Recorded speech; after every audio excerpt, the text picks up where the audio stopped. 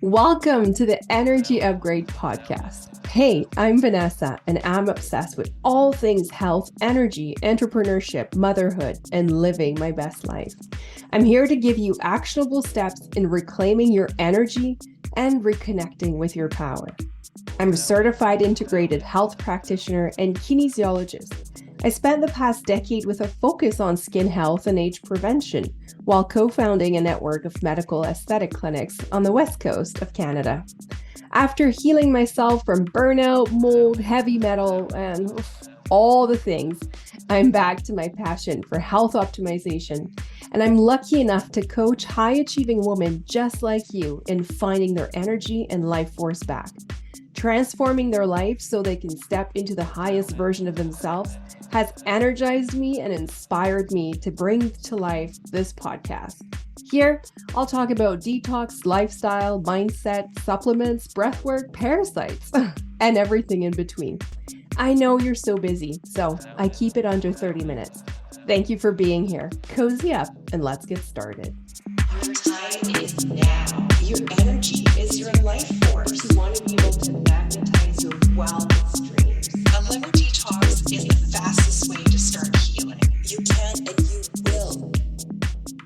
Well, hello, beautiful woman, and welcome back to another episode of the Energy Upgrade. This is your host, Vanessa, and today I have something really special for you. Really amazing chat with my friend, health influencer, Sophie Collins. Sophie and I had the pleasure of working together when I was at Project Skin MD, and we instantly hit it off and really became quite close over the years. And that is really over both our love and dedication to living our best life, to wellness, to health. And today, this chat, I think you will really enjoy because we break it down to simple wellness routines and rituals that you can also start integrating into your life. Things that we believe are the foundation of a successful, joyful life. Yet a lot of it is so simple. So let me share a little bit more about Sophie because she is such a wonderful human. So she is a mother, an entrepreneur, a wellness advocate. She is the mother of Liam and Charlie. She lives in Vancouver with her husband. She shares on her platform, Instagram. If you don't follow her already, be sure to find her. She shares her recipes, lifestyle tips, and even her Pilates workouts with the underlying mission to help others feel their best. She began her personal wellness journey after graduating from her MBA, and truthfully, it began in vain. But she noticed that eating mindfully, working out, and dabbling into meditation made her feel her best, and this drove her to continue. And that's how she started sharing her journey. Years later, you can still find Sophie setting her alarm at 5:30 a.m. to get in her meditation and Pilates, which, by the way, she recently started sharing her free workouts. Be sure to check that out. She is walking 12,000 steps per day, making healthy yet delicious recipes. Last but not least, she is the creative director of One Wednesday, a female-founded company that creates high-quality yet attainable products to elevate your everyday life. And by the way, if you haven't looked into One Wednesday yet, she has created such wonderful pieces. Be sure to check it out, from towels to hand towels to big throws to robes. It's so wonderful. It's sustainable. It's beautiful. I want to say it's simple, yet so tasteful, just like Sophie. So I hope you enjoyed this heart-to-heart conversation we had where we discussed wellness rituals, foundational tips, and you'll see that we align and agree on lots of principles. I hope you enjoy. Beautiful Sophie Collins, you're joining me today. Thank you for being here. Thank you so much for having me. I love spending time with you and so excited to chat today. Yeah, Sophie, oh my God, we go a long way. We got the opportunity to interact over the years through my work at Project Skin and your influential community in Vancouver that you've been able to build. And we've had we just connected. We connected on a wellness basis, I want to say, because we have a lot of common interests. And so today I wanted to ask you some questions because there's one thing I've always noticed about you, and it's your dedication, your discipline. You're very driven. And once you have something on your mind, and often it's wellness based, it's just so amazing to watch you go. And I think that's why also a lot of your audience, your followers are so obsessed with everything that you do. So as a mom, entrepreneur, co-founder of the beautiful One Wednesday brand, you kind of do it all, but why do you have this passion for wellness? Where does this come from? When did it start? Just share with me all your story. Oh, thank you so much. And honestly, right back at you. I've watched you build your incredible community, first through Project Skin and then through your own brand. And I'm so excited to watch you soar and see what you're doing from afar. So I'm really excited to be chatting today. Um, you're right. I am wellness obsessed. I would not say it's in an unhealthy way, though. I really do strive to feel my best. And everything that I do is really about coming back to that feeling of just feeling really, really good in my body and in my mind. And it all really started, I would say, around the age of 25. I had just gone to business school and I graduated, started my first like big girl job in the tech world. And I put this goal out to myself to run 5 kilometers. And I know that doesn't sound like a lot for people in the wellness community, but I had never really had a dedicated workout practice at that time. I didn't like play college sports. I played sports in high school, but I was never really good. But I just did it because it was fun and I loved hanging out with my friends. And I decided to just like let's see if I can run 5K. So my cousin actually put together this like couch to 5K plan for me. And every day at lunch at the office, I would go across the street and to the gym and I would hop on the treadmill. And I honestly really fell in love with running. And it wasn't running itself, but it was about how it made me feel. And Mhm.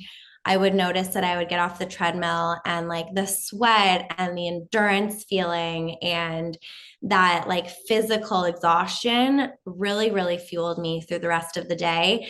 And then being consistent with it, I obviously noticed, positive benefits, not only in my body, but also in my mind. And it really was from that point on that I became incredibly dedicated to feeling my best. And for me, that really did start with physical activity and working out. It didn't start with this mental piece that I then brought on a few years later, but it really started with being super consistent with workouts and feeling really good in my body, and therefore, translating into feeling good in my mind, body, and soul. Mhm. And did you not also pursue like Pilates as an instructor, right? I did. So I would say about 5 years into my wellness journey, I started, experimenting with Pilates, working with a really incredible teacher, Katie McKenzie, who I'm sure you know. And Mhm. a lot of the people listening here know, definitely the top, if not instructor in Canada, for sure, Vancouver, North America. She's fantastic. And I worked with her through my pregnancies, most specifically my first pregnancy and postpartum, because I had had like a pretty normal pregnancy and then, some challenges in my labor and delivery. I lost a lot of blood, was very, very unwell. And, as any woman who goes through labor knows, even if you have like a normal, healthy, good labor, there's still so much that is done to your body. It's very traumatic. And so really worked with her to come out of that. Again, really focusing on the body, but at the end of the day, noticing the impact it had on my mind. And Pilates specifically really gave me this like different alignment and strength and power that I wasn't really getting from these cardio and HIIT workouts. And I was noticing that it was really positively impacting my cortisol and my hormones instead of feeling that kind of like anxious buzz that you get when you do a ton of HIIT workouts. I was feeling really grounded and calm. And again, because most of my philosophy when it comes to wellness is really feeling into your body and seeing how things make you feel, I just kind of went with it. And yeah, to this day, I have been doing Pilates, definitely over 5 years, probably almost every single day, and was lucky enough to train and become more enveloped in the Pilates community through Katie's Ella Lean method. And I still film videos here and there, but it's definitely not like one of my core careers at this point. That being said, I may bring it back. I love it. And it's definitely something my community seemed to resonate with. I still have a lot of my free workouts on Instagram, but Pilates for sure is a big core tenet of my wellness routine at this point. Mm-hmm. And you're so good at it. So I'll make sure to put all the links in the show notes, because if you want to go check out Sophie's, like, yeah, and they're all free. Yeah, they're all free on Instagram. I do have like a 5-day reset that's available on my Yes. website as well. That's like 5 days of breakfast, lunches, and dinners, as well as all gluten, sugar, and dairy free, designed to help you feel your best. And then 5 workouts, a meditation, and a stretch. So that's what's on my website. But then I do have a lot of free workouts on my IGTV, I think it was called at the time. Instagram has changed so much. I know, right? Who knows what Yeah. it'll be called next, but yeah, that's awesome. And your 5-day reset is so wonderful, and we'll make sure to link that too. And you're very, very good at crafting yummy recipes, and I feel like, not only in your personal brand, but everything you do, everything is always on brand, right? You kind of have this very inspiring, beautiful, fresh brand that wants us to know more and do more.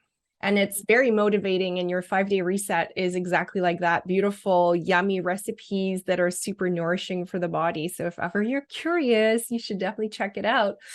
And your reset too, and your detox, which Yeah. I think is so fantastic. I need to actually try it. I haven't done it yet, but I've seen, people get really incredible results. So I'm excited to try it one day. Yeah, clearly we need to collaborate. Mhm.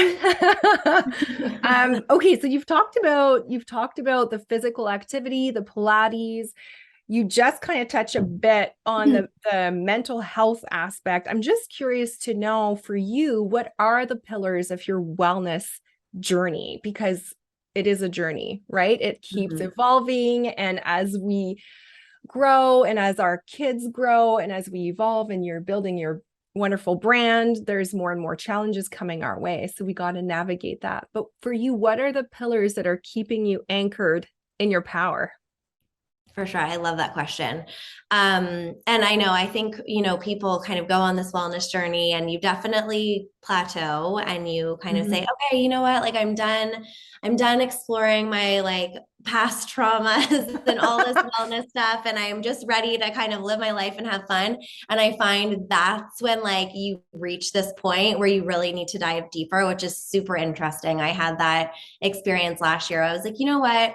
I've really been on this like path for so long. I just want to have fun this summer and just really enjoy. And it turned out to be a really challenging summer. Like my entire family got so many different viruses. And I have, 2 kids. One is 5 and is in preschool, brings home all these germs. And it really was like a time where the universe said, like, it is time to keep going with this because you need it right now. So I always find that so interesting in the timing of life. But I would say that, the core pillars that keep me grounded really start with my morning routine. Like 5 to 7 a.m. is my time to really connect with myself and set myself up for the day. And as someone who, had children somewhat recently, my eldest is, as I said, almost 5. your routine really shifts. Mm-hmm. When you're in your postpartum period, there is no routine. There is survival. There is being up all night. And that is really a time for you to just listen to your body and rest as much as possible. Moms like often reach out to me and say, well, my baby's not sleeping through the night yet. Like, okay, like don't wake up at 5 then. That is not a good idea. Like sleep is number one. So actually before my morning routine, I would say sleep is absolutely my number one. I go to bed by 9 for sure, because I'm up at 5 every single day to get in my morning routine before my kids. And again, it changes. Like ideally, I would have this beautiful 2-hour period where everyone in the house is asleep and no one needs me, but inevitably, at least one of my boys is up before 7, between 6 and 7, and needs something from me. So it really starts with like getting still with myself and meditating. I've gone through a few iterations of what that looks like for me. I would say when my meditation practice was my strongest was when I was doing first thing in the morning, 20 minutes unguided. Michele Kambolis is my incredible meditation teacher. She has a wonderful course, retreats. I'm doing her upcoming retreat in a couple weeks. I'm not sure if this airs before then, but it's in April. And that's really, that is when I'm most connected with myself. And now that I'm saying this, I'm like, I really need to get back there. Lately, I've been doing, again, because the boys are waking up a little bit earlier, 10 to 15 minutes of meditation. And then I try to do 20 to 30 minutes of Pilates. And this year I've really been trying to write a lot more. So whether it's in my own journal, on my blog, or in one of my boys' journals, I have like 2 different journals that I write in for them that one day I'll give to them. I find writing super cathartic. Anytime I'm going through something challenging or something that just like it isn't quite connecting, I find if I write it, you're able to untangle all of these knots and webs. And by the end of even one page, you've either come to peace with whatever it is that you're dealing with, or you found a way through it and let it go. So writing is such a powerful tool in that way. Yeah, so beautiful. And you're so inspiring in the way you make your morning routine non-negotiable. And I love how you're setting yourself up for success by going to bed earlier and making it a priority at 5, focusing on you. And what's the impact when you don't do it? Let's say, because there are days where, whatever it is, you're traveling or, you can't do it. What are you noticing? Oh my gosh, I find the day so much harder when I don't do it. I would say I'm pretty consistent, like even, unless I am up all night with the boys or I'm super sick, like my alarm is pretty much set for 5. But there are definitely days where, one of my kids is sick and I'm up 5 times and I need to sleep in. As I said, like sleep is for sure my first number one, and then it's my morning routine. And then my family is obviously my first number one. So we have a few different priorities there. But the days that I don't do it, I just find myself disconnected from my body, lethargic, not nearly as productive or energetic or grounded or present. So it is so clear to me on the days that I choose not to do it or can't do it for whatever reason, the impact that it does have on the days that I do it. And so again, what I've really learned throughout this journey over the last like 10-ish years is really becoming clear on how things make you feel and taking a note of it. And even if you can't make a change, let's say the next day or even the next week, really just taking a note and taking inventory of that for yourself. Because if you're able to do that and like connect in with how you feel, that's the best motivation. It's not going to be like opening up Instagram to see what someone else is doing. It's really about how does something make you feel? And I know that's something that you really resonate with as well in terms of, your cleanses and your detoxes, because the people who do them, they feel great. And that's why they come back to it. So that's why I come back to my morning routine, because I feel so good when I do it. Yeah. And I mean, you're so right, doing that mental inventory or audit. And I always invite my clients to do the same, because at the end of the day, awareness is the first step to any healing or wellness journey. If you're not even aware of how it feels, how it lands in your body, it's really hard to move the needle and create sustainable changes. Yes. But like you say, and the morning practice, people that come to me with no energy and they have a hard time pushing through their day, we always start there. Okay, Yeah. let's revisit your morning routine because there's so many golden nuggets there. And sometimes it's just the order of things. And it Mhm. does require a little bit more logistics, especially if you're a mom with Yeah, young kids, right? So you do have to maybe wake up earlier, but it's so worth it when you see how it makes you feel and the impact it has and how it carries you through your day. Is just amazing. totally. Um, And just like quickly on that too, I think some people like are not morning people. And for me, I have a hard time relating to that because I'm such a morning person. I'm so not a night owl. I never have been. But if you're someone who like feels really fueled, staying up till 11 and sleeping until 7 or whatever that time frame is for you, and your routine is like a yin yoga flow with a candle lit or like your diffuser on before bed, like, and that's your time, like let that be your time. So mhm. you don't always have to emulate exactly what someone else does. Like I know there's certain people who are really, really good, like 5 a.m. to 11 a.m. And that's me. And then there's some people who are like 5 p.m. to 11 p.m. is their energy. And that is not me. So I learned that early on. But just take what works for you and make it your own. Again, thinking about how it makes you feel. Totally. And that's part of the awareness piece, Yeah. right? If you're aware of when and where you have the most energy, it's honoring that. But at the same time, I have also learned over the years that there is something to be said. I'm not a morning person. I've never been. I cannot wait at 5 like you, wake up at 5, but I do wake up 6-ish. Um, and I used to think I was a night owl until I realized that, in fact, it was just my cortisol that was off. And then I had that, what we Mm, call that second wind at night. And so it depends, but I find like for moms and especially high achiever women, if, kind of 30s, 40s, if you're pushing too late at night, you really wreck your hormones. And so I always say, trying to really follow your circadian rhythm and reset it and yeah. aligning with the sun is just the way we're designed to be as humans, right? And so Yes. there is something to be said about that. But I do love what you mentioned, like yin yoga, candlelit, like, oh, I love that at night. That's such a beautiful way to end a day. And there's a ritual piece there too. But there's also a caveat about staying too late and pushing too hard at Totally. night that can really nip you in the butt a few years after. I'm sure. Yeah. I mean, you would know. Anytime I've tried to push it, it just doesn't work for me and my body, and definitely prefer the alternative.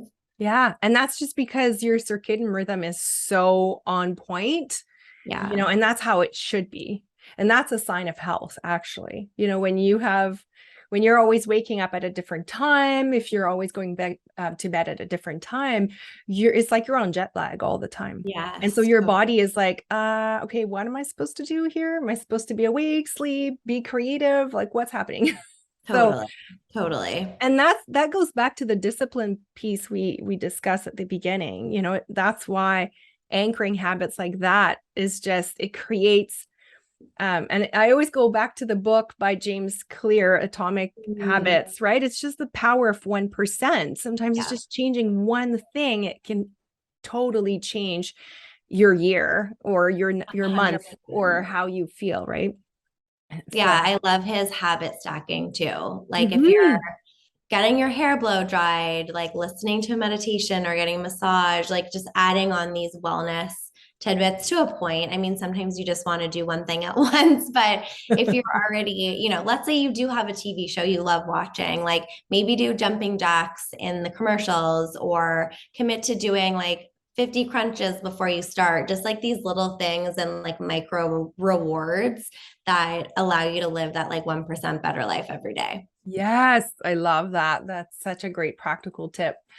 Um, Now I want to talk about food because that is something that people are so curious about, right? They want to know, okay, how do I become like you, Sophie? Like, how do I become Sophie? What do you eat in the day? And people ask you all the questions about your lifestyle, right? It's like you've created this icon figure. So do Oh you my want to gosh. share with us Thank how you. like what do you eat in a day? What I don't like to use the word diet Mhm. because but yeah, like how do you nourish your body? Do you have go-tos? Do you have things you avoid, or do you just flow around it? Yeah, I mean, I definitely have things that I avoid. I would say again, around the time I got really interested in working out and my physical body, I read a lot about health and nutrition, like 15, 20 books. Like I would read health blogs all the time by doctors and by holistic nutritionists and people who had this more holistic view of the human body. Like Dr. Mark Hyman was probably like Hmm. my real first introduction to understanding food systems and the way that the food pyramid is built. Little tidbit, not the way you think. No. But his work has been really transformative for me. And I would say kind of the through line of everything that I have read and learned was for me avoiding like inflammatory foods like gluten, dairy, and processed sugar were again like kind of the key pillars and tenants upon which I built how I nourish my body. That's not to say like when I'm in New York, I'm not eating a bagel or pizza. Like you have to live your life and enjoy. Exactly. But I would say most of the time I'm making the decisions that I believe serve my body. And again, really come back to making me feel my best. Like Mm. if I have a week where I'm eating a lot of takeout and I'm just really, really busy, at the end of the week, I think, okay, how do I feel and what adjustments can I make the next week? And I know there are a lot of people listening who think, oh, I'm so busy, like I don't have time.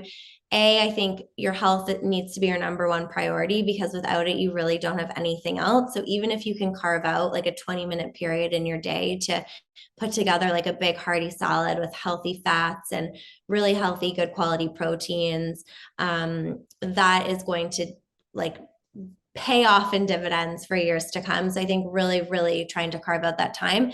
And then also, if you're lucky enough to live in a city, there are options for, takeaway that is healthier and that isn't using these processed foods and all these oils and butters that you generally see with takeout. Here in Vancouver, for example, there's this program called Beyond Nourished, and it's all beautiful, like hand cooked veggie forward food with really clean meats, organic quality. So I think there's lots of options if you seek them out. In terms of what I eat in a day, I think again, everyone's different. Everyone should do their own research on what works for their Hmm. body and or work, with someone like yourself who really understands that. But for me, I wake up, I have like a huge water with lemon, a little bit of pink Himalayan sea salt. I'm sure you can go over the detox vibe better than I can, but I just love how it makes me feel. I love the boost of vitamin C first thing in the morning. And then a little bit later on, usually like an hour and a half later, once my morning routine is done and my kids are waking up, I do have a coffee. I've experimented with having like a tea or a matcha. Right now, it's a coffee for me. It just is. And Yeah. but quite shortly after I eat breakfast. I know you're on the breakfast first train. It's just a small tweak. Try it. No, no, but I mean, the thing is, I know you have your amazing smoothie shortly after, I do. and everything else is balanced also for you. So it's a bit different, but No, but I think it is a really good tip. And I've heard that a lot, especially when it comes to hormone balancing, like yeah. not having your coffee on an empty stomach. So perhaps I'll be strong enough to try it in the next year. But then I always I'm not a big like intermittent faster. I've tried it. And for my body as like where it currently is, especially because I wake up at 5, I usually go about 12 hours without eating. So seven Beautiful. like 7 p.m. to 8 a.m. ish is Yep. usually for me what works. And then I have my smoothie, which is as clean of a protein as I can find.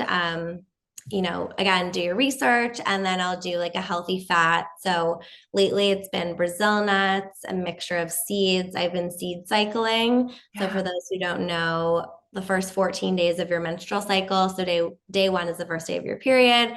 Can I say that? To day 14. Yeah, of Okay, course. good. That is going to be 2 tablespoons of pumpkin seeds and then 2 tablespoons of flax ground. So I'll put that in my smoothie. Day 15 to 28 is 2 tablespoons of sunflower with 2 seeds with 2 tablespoons of sesame seeds. Yep. That has really helped balance my hormones. So I really try and stick with that.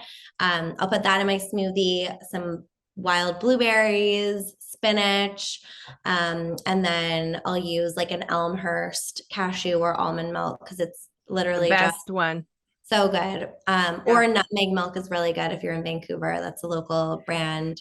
Yeah, you have so many amazing options in Vancouver that nobody else in Canada has access to. Like Really? it's crazy. Like that brand of milk, which I'll put in the show notes. If you're lucky enough to live in Vancouver, it's available at Whole Foods, but it's really hard to find everywhere else.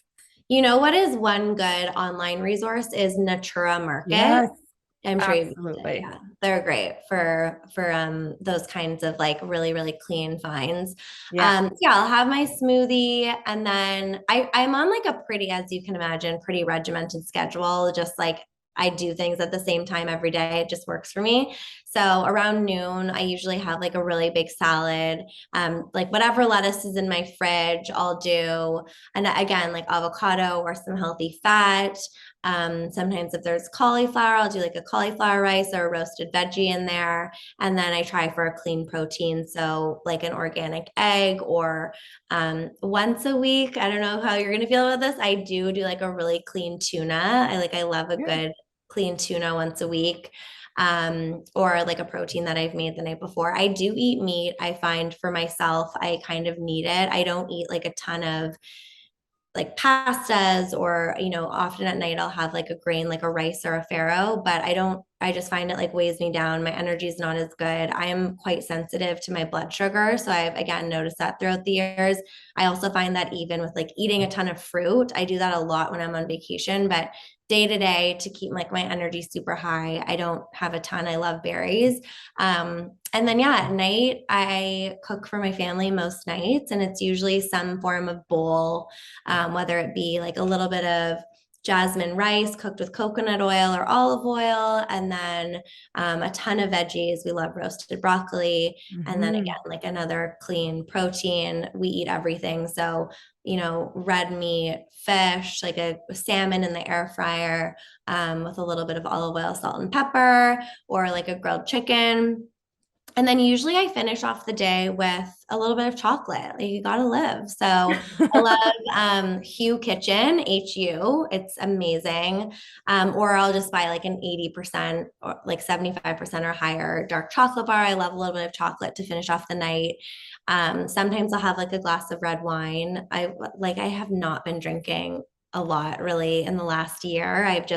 Again, we've been dealing with so many different viruses that the kids bring home. So trying my best to be as healthy as possible. But I do love a glass of red wine from time to time. And I drink a ton of tea. So post dinner, it would be like a ginger, peppermint, or rooibos, also really good for hormone balancing. Love green tea throughout the day. And a matcha at some point, usually as well, that I always make myself because I don't know about you, but you cannot get a good matcha out. Yeah, it's hard. And, actually, that's a good point just in general. Well, in Vancouver, you have more options, but I find like when you cook such beautiful, nourishing foods throughout the day, and it's really interesting because the way we eat is basically identical. Yay. Yeah, exactly. And, but do you find that when you go out to restaurants, it's disappointing because you don't have access to the same high quality foods, especially high quality meats.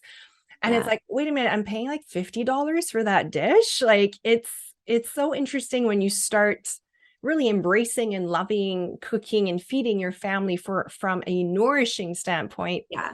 just changes the perspective, right? Totally. And I think people think about healthy and like they think about like small sizes for some reason. For me, like when I think about healthy, I think about abundance. So like Yes. I'll make a massive sheet of roasted vegetables and everything I do, like there's a lot of it.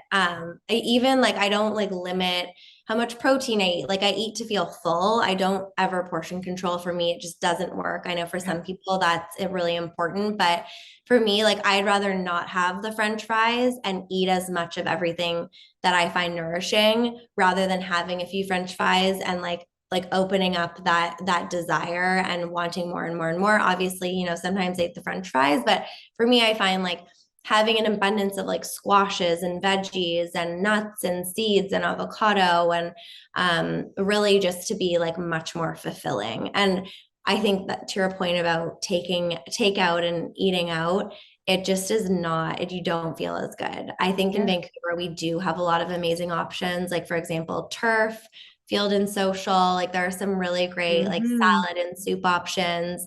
Odd fish, Yeah. fish and plant based, like, really focus on healthy, good quality fish. And plant focused restaurant by the Nook Group, I find to be fantastic. But yeah, it is really hard. And I think with prices of food, the way they've gone up in the last year, you're so much better off cooking at home and being so much more satisfied with how you feel after. Totally. Yeah. I know you have a tiny little garden in your backyard. Are you planning on doing that again this year? Definitely. So my husband's Italian and we at the very minimum always have tomatoes. He actually just planted the seedlings downstairs yesterday in a little windowsill. And the seeds that we use, like some of them are hundreds of years old from, no, sorry, probably not hundreds, but like 100 years old potentially from Italy and from his late Nono and Nona. And yes, we're definitely doing it. Definitely with two kids, it's gotten a little crazier to find time. So we're working with this really incredible local company called the Dutchman's Gardener, and they're going to come out and help us kind of plant some different seasonal vegetables because I find in Vancouver the growing season it feels a lot shorter Yeah. because really it's sometimes only nice from like July to October. So hopefully we're going to plant some like late early spring veggies and really eating out of our garden as much as possible. But one thing I will say for people who are planting and stuff, like good quality soil is so important. And Mhm. unfortunately the beds that we have here, we haven't put new good quality soil in, so we need to do that this year as well to just make sure everything we're eating like tastes better, but then also is as good as it can be for your body. Totally. That's where it begins, the soil. So you'll have to add some compost and all the Yes, things. exactly. Love, Exactly. love it. I mean, there is something also to be said about growing your own food. It just kind of brings this other level of, it's like you're both pride, but it's just even more nourishing because yeah, you have a different connection also to what's in your plate and this amount of gratitude. And I love the word abundance that you've mentioned, like abundance of colors, of flavors, all of that also really matters when you eat. And I always say it's health is about so much more than food. Yeah. Because a Yeah. lot of people think it's just food and exercise, and it's like, no, there's also like all the ritual behind it. And I think Yes. that's something you're amazing at, like creating a ritual around prepping dinner and, making that like an actual positive piece of your day. Oh my gosh, it totally is a positive piece of my day. And, my ideal day, like my work stops at 4 and I have like a good hour to prep dinner before the kids get home because as any mom knows, cooking with two kids running around is very challenging. But yeah, back to the garden, it is also such a fun thing to do with your kids. At the end of the day, Mhm. like let's go out and pick some tomatoes and pick the basil for dinner and really getting them involved. And my children, for anyone who's sat with me at a meal, knows that they are not good at sitting at the table. But for the last 4.5 years, I have tried, and we still, at some point in the day, are all at the same table, even if it's for 30 seconds. And I hope to continue that tradition as they grow up, and hopefully they'll stay a little bit longer. They will. They Yeah, will. I hope so. You give me Yeah. hope. You're a few years ahead, and it Yeah. helps. They will. And I mean, what a beautiful lesson and what a beautiful way just show them real life, hands in the dirt. That's really where it all began. And I think Yeah. we just have this natural connection as humans, and it's important to remember that. So yeah, Yes. thanks for sharing that. Of course. And maybe I feel like we could literally talk for hours. But you've mentioned something at the top about mental health. And I was curious to know if you'd be willing to share a little bit some of your journey. You've definitely um, been going through a lot, and especially with Charlie, your youngest. And I'm just curious to know, as we know, it's a journey. Mhm. Where's your mind at lately on that Yeah, in that thanks for regard? asking. You're always so sweet to ask. Yeah, so I, I would say generally, like in my life, have been someone who runs a little bit more anxious. I would say since I've really come into, my morning routine and my practices and getting enough sleep, those symptoms have subsided and I haven't really had to treat them per se. I've struggled, for example, with anxiety in the past and postpartum insomnia. Like for me and how I went through it was much more lifestyle focused. So like not sleeping, drinking too much coffee, trying to do the things that I did before I had a newborn. And all Mhm. of those things really compounded for me into like this very high cortisol, high stress environment where sleeping became very elusive. And again, since I've really cultivated like a very, very focused wellness practice, it's subsided a lot. And I've worked with multiple, doctors, luckily, to help me through that and medication when necessary.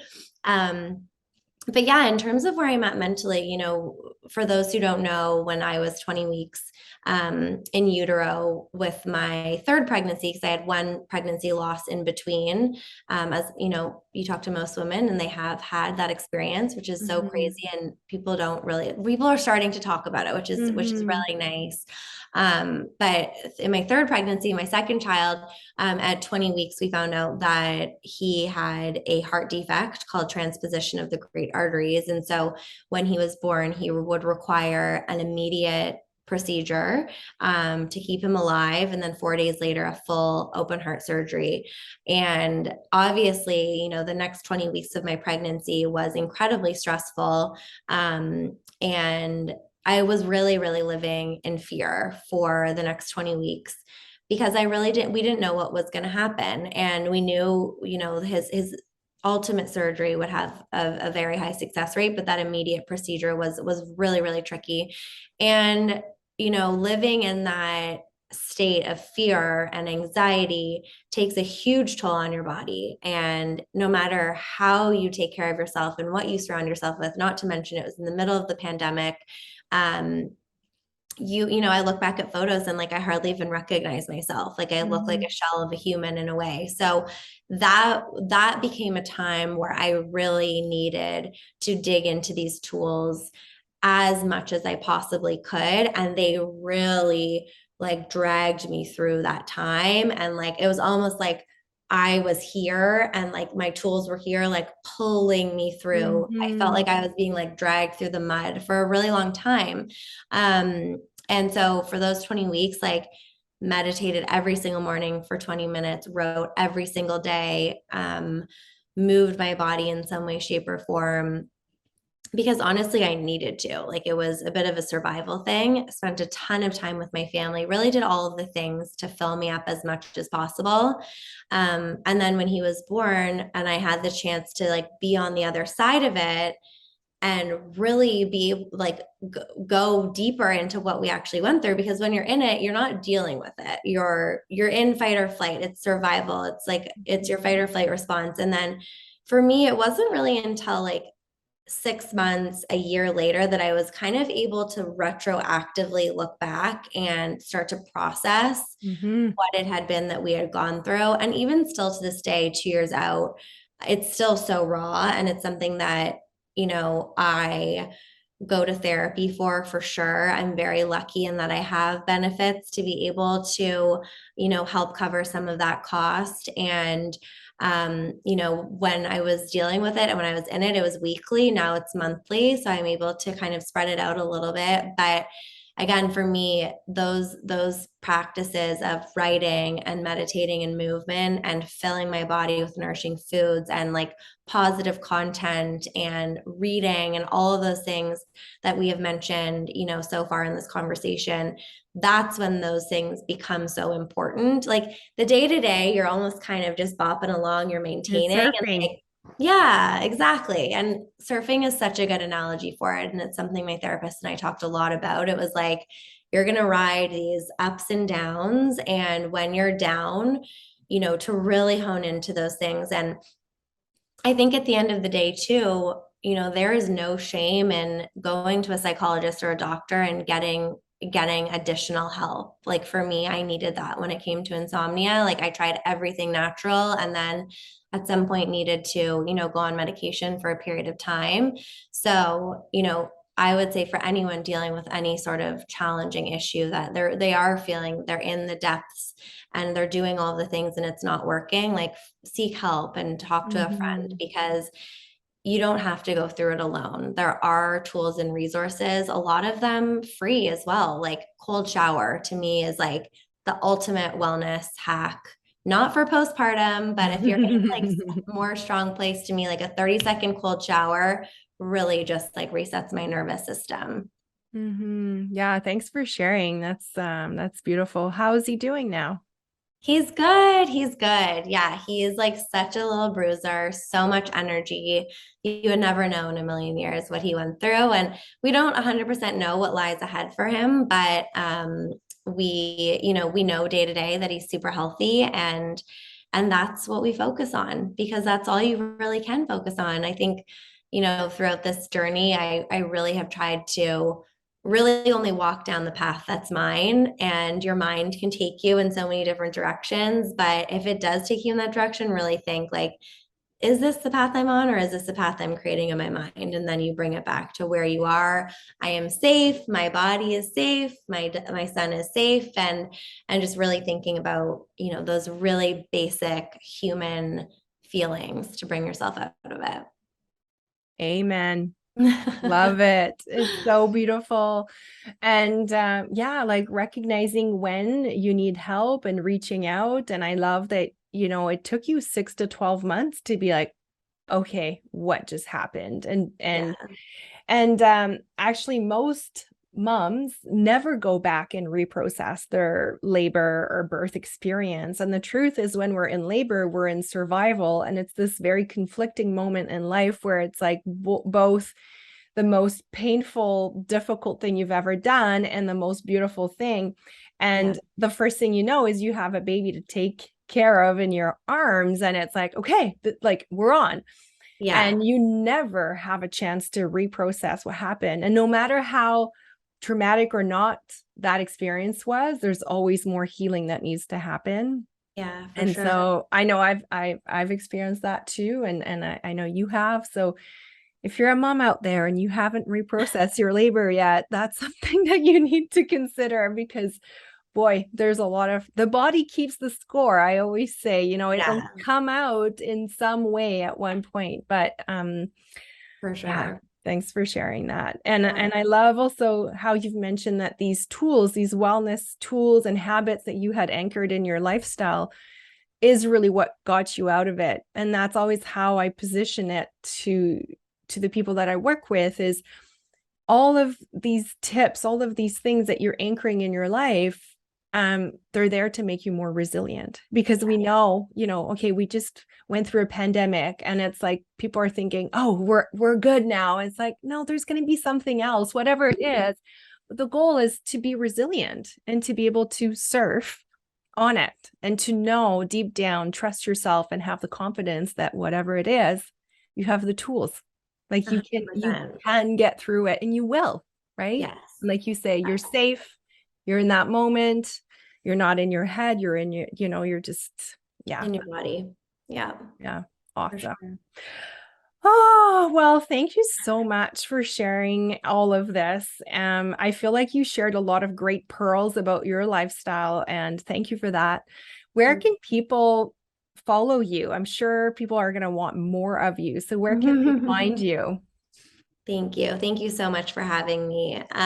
You can follow me. Probably the best place is Instagram at Sophie C. Collins. So there's two C's, Sophie C. Collins. And then you can follow my brand at one_Wednesday_shop on Instagram. And my website's just my name, sophiecollins.com. Great. And I'll add the link to the 5-day reset in the show notes. Thank you. And all the things that you've mentioned, I'll try to link them as well, like the gardeners that you're working with. And we're going to link our friends at Turf and all the people that you've mentioned. So thank you again for your time for this beautiful conversation, for holding the space. And I can't wait to connect again. Thank you so much, Vanessa.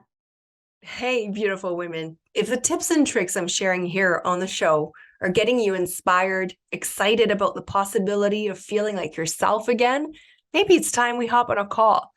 Did you know I offer free 30-minute discovery calls to anyone being curious about my health coaching approach, but most importantly, anyone feeling like their time is now? If you're feeling like you've had enough, it's time to turn things around, well, let's chat. Find the link in the show notes and let's meet. The information shared on this podcast is for information purposes only and doesn't provide any medical advice. Vanessa Grutman does not cure, diagnose, or treat disease. Please consult your physician before trying any new protocol or product.